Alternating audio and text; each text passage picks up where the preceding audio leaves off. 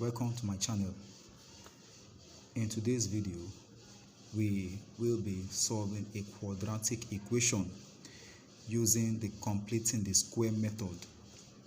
Now, in the last video, we were able to derive the quadratic formula using the completing the square method.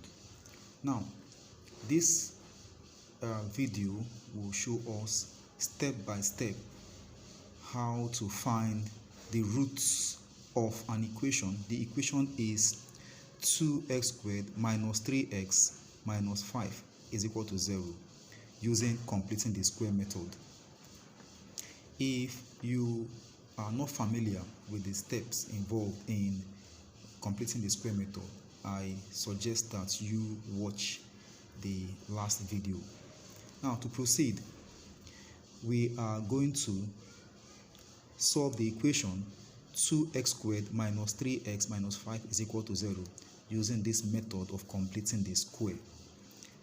Like before, I'll first of all write out the question 2x squared minus 3x minus 5 is equal to 0, and I am going to divide each term by the coefficient of the first term. The first term is 2x squared, and its coefficient of the first term of x squared rather is 2. So I will divide through by 2. That becomes 2x squared minus 3x minus 5 is equal to 0. Divide by 2, which is this. Divide the 0 also by 2. Now, these two, we cancel these two, remaining x squared. Then we now have minus 3x over 2 minus 5 over 2 is equal to 0 divided by 2 is 0. The next thing we are going to do is to take the third term, which is the constant minus 5 over 2, to the other side. Or I'm going to add both sides. Add 5 over 2 to both sides. I will add 5 over 2 to both sides. So let me write it. Add 5 over 2 to both sides of the equation.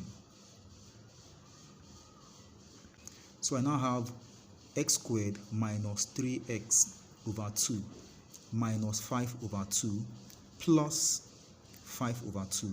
I've added it now. Is equal to 0 plus 5 over 2. So this will cancel this, giving us 0. We now have x squared minus 3x over 2 is equal to 0 plus 5 over 2 is, of course, 5 over 2. Then, what do we need to do to find the roots of the equation? We now need to take the middle term, which is minus 3 over 2x, divide it by 2 and square the result, like we did in the first video. We took the middle term, which is b over ax, or bx over a, and then we divided by 2, we squared the result, and we added the results to both sides of the equation. So we are going to do the same here. That is, we are completing the square when we do that. So to complete the square here now, I will now write minus 3 over 2 divide by 2, and I will square the result. What I have is minus 3 over 2 times 1 over 2, which is also squared. The result becomes minus 3 over 4 all squared. So I'll add minus 3 over 4 all squared to both sides over of the equation rather. So I have x squared minus 3x over 2 plus minus 3 over 4 all squared is equal to, now this side of the equation is 5 over 2. I will also add minus 3 over 4 all squared to it to complete the square. I have now completed the square. The next thing is to factorize the left hand side. I will factorize the left hand side of the equation. The left hand side of the equation is x squared minus 3 over 2x plus bracket minus 3 over 4 all squared. How do I factorize this? I will take the terms with squared, put them in a bracket and square the brackets. This is with squared, I will take it. This also is with squared, I will take it. 3 over 4, write them down and then square the bracket. I have just factorized. If I expand this bracket, I'm going to get x squared minus 3 over 2x plus minus 3 over 4 all squared as the result. Now it is equal to 5 over 2 plus, now minus 3 squared is 9 and 4 squared is 16. Let me find the LCM of the right hand side. The LCM of the right hand side is of course 16. Now 16 divided by 16 will give me 1. 1 times 9 is 9. I will write my 9. Plus 16 divided by 2 is 8. 8 times 5 is 40. I'll write the 40 down. Having done that, I will now proceed. Let me bring down this one. X minus 3 over 4 all squared. Now this is 49.